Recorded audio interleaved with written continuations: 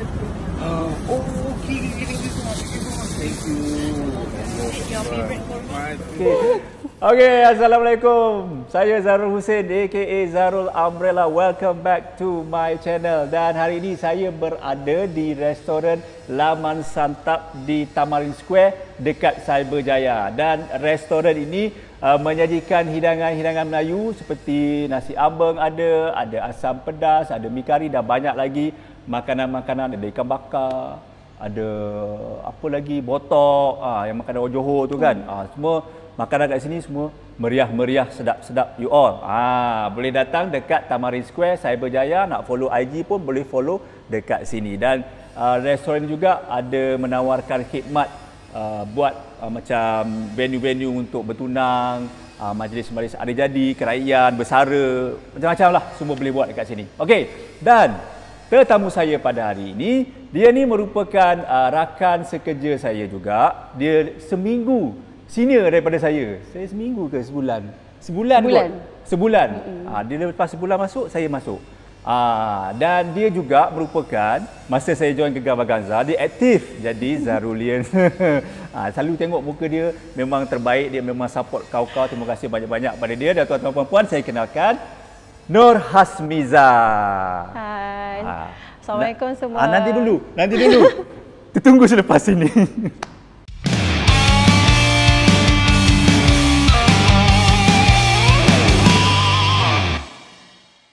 Terima kasih. Kembali lagi. Okey, Miza.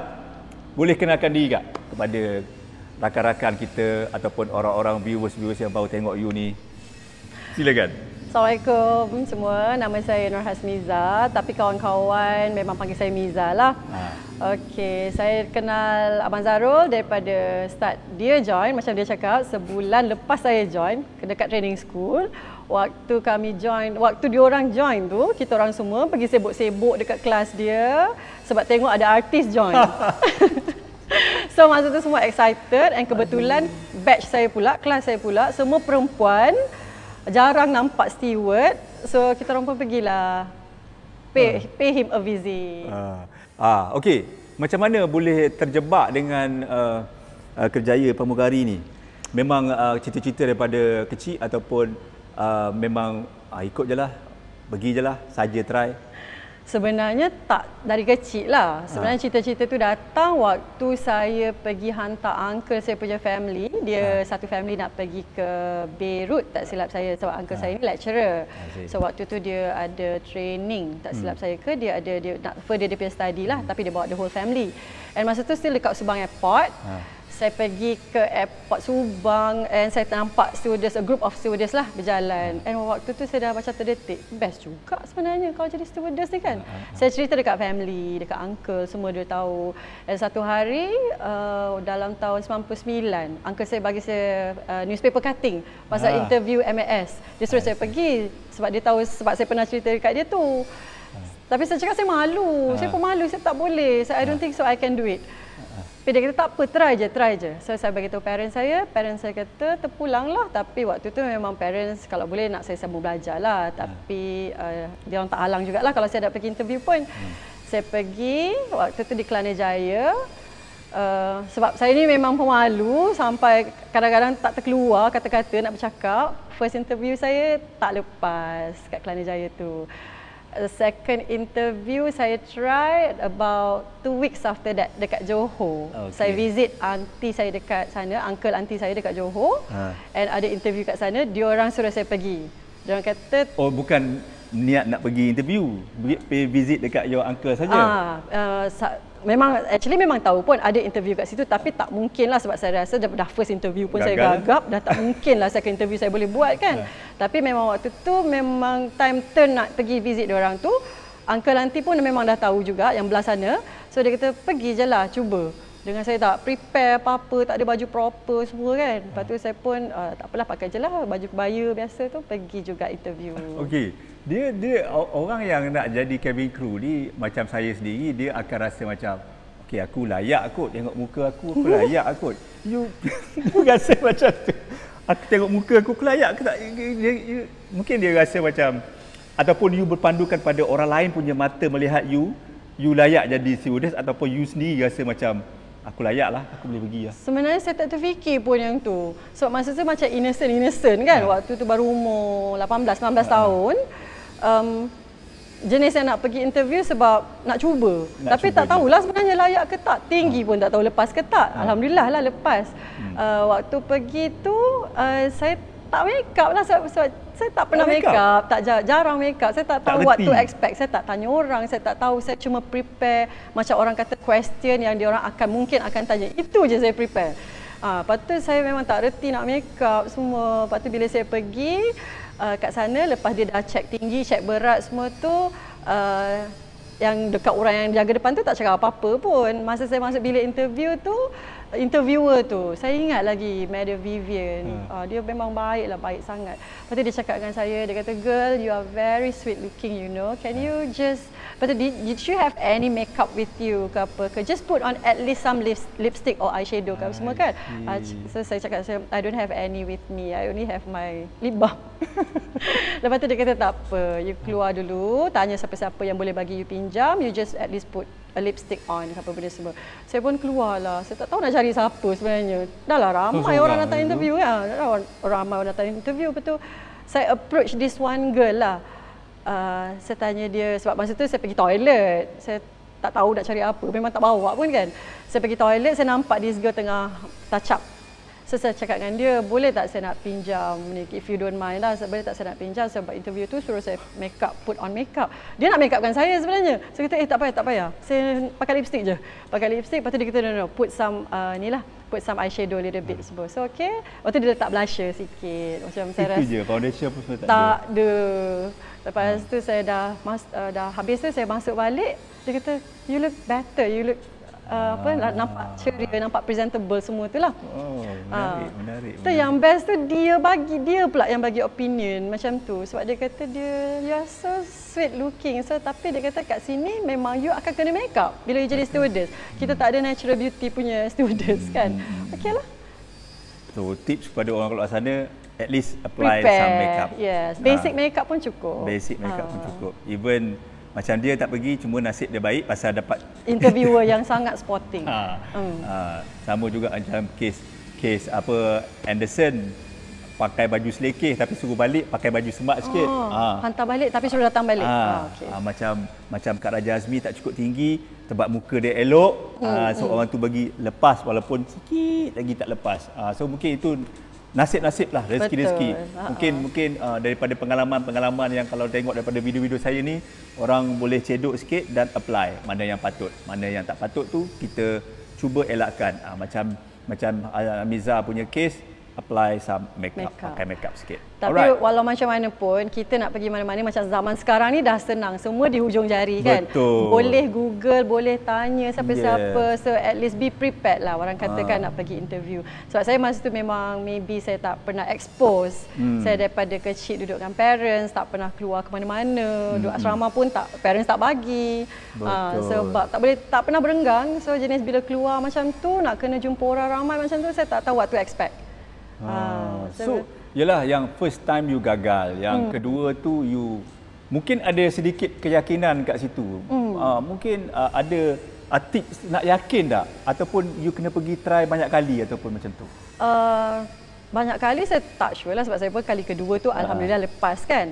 Tapi saya dah prepare yang macam yang first time tu actually dia bagi saya chance 2 kali. Tapi saya tak tahu kenapa tak ada perkataan-perkataan yang keluar daripada mulut saya masa tu. Saya tak tahu nak cakap apa. Saya macam betul-betul speechless. Macam just saya bagi tahu nama saya, umur semua. Lepas tu saya punya background sikit je. Lepas tu saya tak tahu what to talk ataupun discuss anymore. Lepas tu saya diam. Lepas tu dia tunggu je. Sebab dia tak ada SP dia nak cerita tak kot. Tak ada benda nak cerita. Hobi ke apa tak ada. Walaupun sebelum tu macam adalah cousin saya punya husband dah macam try buat ni dengan saya lah, buat dialog dengan saya semua-semua. Okey, tapi tu dah okey. Tapi bila sampai saya lupa. Saya totally lupa, totally speechless. So okey, tak apa, dia kata maybe I can try the next time kan. Okey. So, masa dekat Johor tu saya dah prepare lebih sikit. Saya dah try hafal dialog saya banyak kali. Apa yang saya nak cakap tu saya try cakap banyak kali. Alhamdulillah lepas. Kira hafal lah masuk tu. Hafal. Boleh dikatakan waktu tu ada certain sentences tu memang saya hafal. Tapi yang about myself tu memang saya ingat lah, nama, umur semua tu saya ingat, background semua saya ingat. Cuma bila part why do you want to become a stewardess tu memang saya hafal. Soalan tu memang keluar? Keluar. Dia tahu why do you want to become a stewardess? Around the world? No. Cakap apa? Sebab saya nak enhance saya punya communication skill and also saya nak enhance saya punya. Tapi lepas masuk stewardess enhance tak? Enhance, alhamdulillah terlebih cakap pula. Enhance lah. Enhance lah. And dia punya confidence level tu memang tinggi lah lepas tu. Memang saya punya cita-cita masa tu nak memang enhance saya punya communication skill. Saya nak pergi tempat-tempat baru, saya nak tengok tempat-tempat baru, and saya nak meet lots of people in order untuk saya belajar pasal hidup. Macam tu. Yes. Menarik. Dan berapa tahun dekat MAS? Total saya dengan MAS daripada komersial sampai ke charter ke amal 21 tahun. 21 tahun fly. So dalam ada macam tiga airline lah. Tapi airline yang sama dalam company yang sama. Charter Malaysia Airlines dan juga Amal by Malaysia Airlines. Correct. Experience yang pertama sekali sebagai seorang pramugari yang you tak boleh lupanya.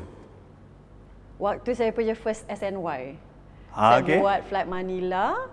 Fresh, tak pernah kerja dalam airline, semua tak ada. Seumur hidup pun tak pernah kerja mana-mana? Tak pernah.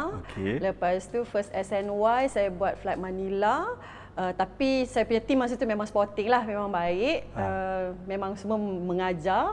Cuma saya kena yang macam biasa cabin crew baru akan kena. Tolong bagi air dekat 13C. 13C tak ada. Row 13 tak ada. Saya pun pergilah bawa air, letak tray, ikut prosedur sebab baru. So ikut pergi sampai sana. Saya tercari-cari. Mana. Lepas tu saya tanyalah orang dekat depan row 12 tu. Did you ask for water? Yang padahal memang tahu-tahu memang bukan. Tapi lepas tu saya pusing belakang, saya tengok kawan-kawan semua dah tengah gelak dekat galley tu. Macam, okey. Baru saya tangkap kat situ. Lepas tu second, third flight, saya aware. Ada lagi soalan macam tu. Yes. Tapi saya kata, no, saya dah tahu. So, untuk makluman, Malaysia Airlines tak ada row 13 tau. I think airline lain pun tak ada juga. Malindo apa, 13. Kata Taong nombor 13. Saya pun kena agak. Pernah kena agak masa baru-baru. Itu normal lah, normal. Itu tak boleh lupa. Dari segi orang kata pergaulan, bila you dah dengan senior kan, you paling junior. Mungkin culture dekat Malaysia Airlines punya culture tu macam mana? Ada penerimaan ataupun ada macam muha sikit ataupun ada air dia tu? Ada. Macam dia not every flight is a smooth flight kan orang cakap. So macam saya first SNY tu okay, very smooth. Kawan-kawan semua baik, senior-senior semua baik. Second SNY okay, saya pergi naik stop Penang. Tapi waktu balik tu dia suruh saya tukar set. So waktu tukar set tu saya rasa dah. Sebab waktu tu ada dua orang senior yang cuba nak bagi macam hard time sikit lah. So dia macam push saya buat semua yang sepatutnya. Kerja dia pun saya buat, kerja saya pun saya buat. Lepas tu bila saya lambat, dia bising-bising. Sebab yelah kita baru kan, waktu tu kita masih SNY lagi pun, masih training. Lepas tu daripada dia suruh saya buat newspaper, lepas tu dia, at the same time dia suruh saya kemas cabin, buat collection. Lepas tu saya macam okeylah tak apa, ikutkan je. Sebab tak beranilah nak melawan juga kan. Kita baru, so mungkin itu cara nak belajar, saya terima je lah. Lepas tu dia ada juga bising-bising sebab lambat tolong passenger susun bag waktu boarding. Masa tu kita buat 4 sektor tak silap daripada Penang. Diorang sambung nak stop tempat lain, saya turun balik KL. I see. Itu yang ramai di kalangan stewardess baru tak sampai setahun resign. Mungkin kan? Hati memang kena kental lah. Hati kental kering. Betul. Tapi itu tak teruk sebenarnya. Sebab itu kena daripada senior. Saya pernah kena daripada leading stewardess. Waktu saya punya first solo lepas habis SNY. Habis SNY kita balik untuk buat ni dengan office kan, dengan training school. Dah submit kita punya report apa benda semua. Lepas tu start saya punya first solo 5 days trip.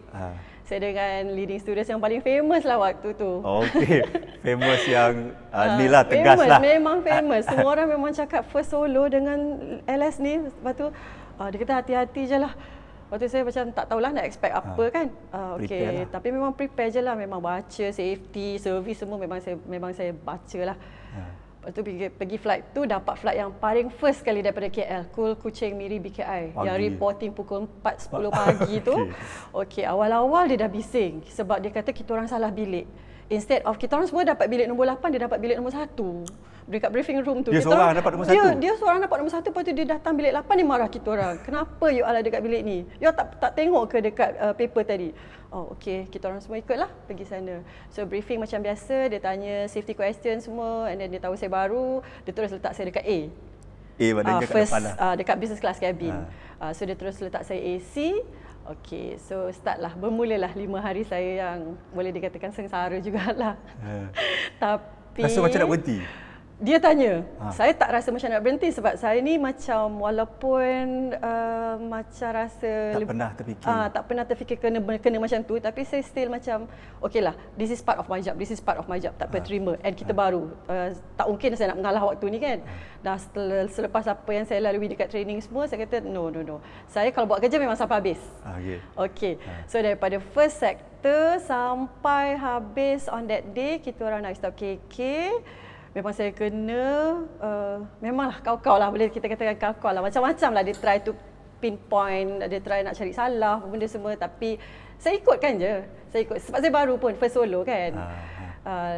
Tapi towards the end, hari yang keempat tu, dia tengok saya macam, budak ni aku marah macam mana pun, dia okey lagi, dia boleh tersenyum. Dia pernah cakap dengan saya banyak kali, throughout 5 hari tu, 2 ke 3 kali dia pernah tanya kat saya, so you tak rasa nak resign?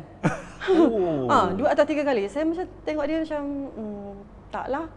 Lepas tu mungkin dia macam, kenapa dia senyum lagi kan? Aku dah marah-marah, dia macam-macam, dia boleh tersenyum lagi. Saya macam, taklah, tak apalah, buat kerja kan. Anyway, mengajar juga pun.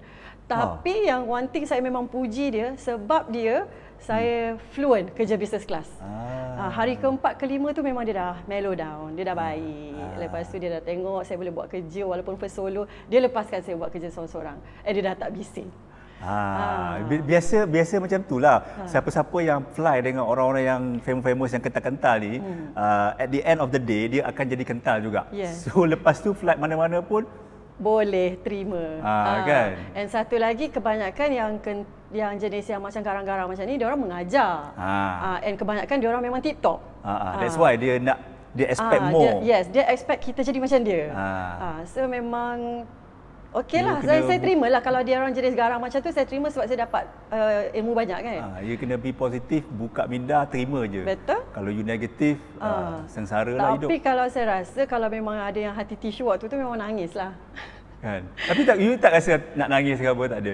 Sampai hotel saya call lah arwah mak. Saya call jugalah, saya kena macam ni. Lepas tu arwah mak macam cakap, tak apalah sebab ni baru kan. Lepas tu dia kata, tapi kalau rasa tak tahan sangat, dia kata cakaplah dengan dia, apa dia expect lagi, benda semua kan. Tapi saya kata, tak apalah, saya terima je lah. Sebab saya maintain business class tu daripada day 1 sampai day 5. Okay. You kena macam-macam dalam kapal kan. Tapi bila you sampai destination tu, best ke itu membayar balik apa yang you dah rasa ke macam mana? Boleh dikatakan. Especially macam hotel-hotel MAS kan best-best. Especially dulu kan, macam waktu tu saya dapat KK, dapat Kuching, dapat JB, Johor. So hotel-hotel tu semua memang boleh membuatkan saya relax lepas bila saya sampai. Dan kita pun dapat hotel seorang sebilik kan. So macam waktu tu lah, kalau saya nak lepaskan geram ke, nak nangis ke, nak apa ke. Tapi saya tak nangis kot. Okey. Dia satu orang kata ramai yang inginkan pakaian kebaya tu, nak pakai kebaya tu kan. So lepas you pakai kebaya tu kan, ini kira kita general. Apa perbezaan dia pakai kebaya tu dengan tidak memakai kebaya tu, ataupun sama je lepas you pakai kebaya tu? Banyak rasa ekstra. Rasa macam bangga sebab satu, kita tu kebaya MAS, kebaya National Airline. So saya memang waktu first dapat pakai tu, and then waktu tu buat rambut semua jadi. Walaupun masa training pun tak reti juga nak buat, tapi lepas tu bila dah lama-lama, the more you practice lagi ni kan. Lepas tu banggalah, memang bangga, memang rasa something. Memang rasa kita wakil ambassador Malaysia Airline, ambassador Malaysia. Pernah tak ada Mak Saleh yang tegur pasal kebaya? Pernah, diorang suka. Tapi one thing Mak Saleh ni sometimes diorang confuse kita dengan Singapore Airlines. Sebab dua-dua kebaya. Cuma kita punya kebaya hijau sikit, orang punya biru kan. Tapi diorang memang akan puji. Diorang akan tanya mana nak dapat dekat apa ni, dia akan puji di kebaya jenis apa, dia tanya. Tapi ada dia punya pantang larang kebaya ni kan, nak pakai kat mana, di mana dan hanya during kerja lah. Sebab memang kita tak digalakkan bawa baju kebaya tu ke mana-mana. Kalau kata let's say kita balik, kita nak singgah mana-mana pun sebenarnya tak digalakkan. Sebab kebaya tu is our national pride and our airline pride. Yes. So tak boleh disalahgunakan sebabnya benda-benda tu nak portray kita sebagai kru MAS. Dulu dia daripada keluar rumah masuk van MAS, Yes. van MAS pergi office, airport pergi Flight, aircraft. pergi aircraft, lepas tu sampai airport. Even bila kita sampai naik stop, kita tak digalakkan juga berhenti mana-mana untuk beli makanan. Sebabnya orang akan nampak kan ada Malaysia Airlines crew turun sini beli makanan, semua nampak tak best lah. Dia lebih kurang macam retis lah. Dia kebaya dia macam eksklusif. Dekat dalam kapal terbang je. Itu yang pada saya mahalnya kebaya MAS tu. Betul. Okey. Dia kategori penumpang domestik dengan kategori penumpang international lain kan? Lain. Apa yang mencabar sekali penumpang-penumpang di antarabangsa ni? Kita tak payahlah kita rujuk general je, tak payah rujuk pada spesifik bangsa. Diorang ni, Mak Saleh ni satu kebaikan dia hormat kita. Cuma diorang ni bila time diorang nak minum semua, tu diorang jadi tak sabar sikit lah. Lepas tu bila dah minum terlebih pula, kadang-kadang pun mendatangkan masalah juga. Pernah saya buat satu flight pergi Italy, pergi Rome. Diorang bergaduh sesama sendiri. Sebab seat. Sebab yang dia kata orang belakang tolak dia, so dia tak boleh nak tidur sebab yang geng kat belakang-belakang ni tolak-tolak seat diorang. Sebab dia recline seat. So end up dia bergaduh sendiri, kita orang tak tahu, tiba-tiba seorang tu panggil, dia kata tolong solvekan problem ni. So kita orang pergi tanya dia kenapa, dia kata dia cerita sebab yang ni tolak ni, yang ni recline, yang dia ni kata tak boleh lah nak recline sebab nanti kaki dia tak ada space. So waktu ni lah kita orang kenalah explain reclining ni after meal memang boleh untuk every passenger, even you yourself pun boleh recline seat you kat belakang. And space ni actually dah consider luas jugalah untuk wide body aircraft. Kapal 74 lah masa tu luas. So tak boleh macam ni sebab kalau you tak stop this argument, kita orang akan terpaksa panggil captain sebab masa tu supervisor pun dah masuk campur. So captain pun masa tu memang sampai buat announcement lah untuk suruh dia orang settle down. Kalau tak nanti sampai Rome kita akan panggil authority. Barulah diam. Dia orang part tu je lah, bila part ni dia orang kurang sabar sikit. And then Mak Saleh satu lagi, makanan orang tu particular, especially kalau yang ada special diet kan, vegetarian ni semua. Kalau salah tu boleh jadi gaduh lah. Tapi memang yang tu pun memang kita kena hati-hatilah sebab bila diorang ikut diorang punya strict diet tu bahaya kan kalau kata diorang ambil makanan lain. Part tu je lah nak jaga. Dan yang itu yang pernah marah you ada pernah? Yang pernah marah tak ada. Tak ada. Dekat domestik tak ada. Domestik marah sebab lambat dapat makan sebab dia kat belakang. Dia kat belakang. Kita kan ada row kita. Nak serve daripada row berapa. So dia kat belakang, dia kata lambat tu makanan dia sejuk. So dia tak sukalah macam tu. Saya pernah buat satu flight pergi Egypt, pergi Cairo. Kita punya Malaysian. Ni bukan nak salahkan Malaysia tapi kita punya Malaysian, orang yang kerja dengan company yang besar yang memang ada office dekat Cairo, dia marah kita orang dekat business class sebab dia duduk belakang, sate dia lambat sampai dekat dia and dia tak nak makan sate sejuk. And kita jenis yang macam kita punya galley steward cakap kita akan tukar setiap masa, tapi dia sebelum dia dapat dia dah cakap dia tak nak sate sejuk. Kita orang cakap kita orang belum sampai row dia, kita akan make sure bila sampai row dia kita orang akan bagi dia sate panas, don't worry. Kita orang pun tahu sate sejuk tu tak sedap. Tapi dia dah marah kita orang in advance. Lepas tu dia dah bising-bising, dah bangun, siap berdiri semua. So macam okay, tak apa. So supervisor kita orang lah suruh talk dengan dia. So dia tak apa, you buat je yang lain, yang ni tak apa, biar I handle. Mungkin dia tak tahu kita punya prosedur macam mana kita rotate. Tapi consider itu dia punya normal route sebab dia orang ada office kat sana kan. So Mungkin Tapi angin itulah dia tak elok. hari mungkin bukan hari dia lah kot. Dia tiba-tiba upset tengok semua orang kawan dia dah makan, dia tak makan lagi sate tu. Aduh. Itulah kadang-kadang fikir-fikir balik memang kelakar pun ada. Ya. Kadang-kadang seronok pun ada kan. Sebelum ke charter tu berapa tahun? 8 tahun, hampir 8 tahun. 8 tahun dekat Malaysia Airlines saja. Commercial. Dan berpindah ke charter. Pindah ke charter. Kalau kita nak tahu apa itu charter dekat Malaysia Airlines, kita tunggu selepas ini. Okey.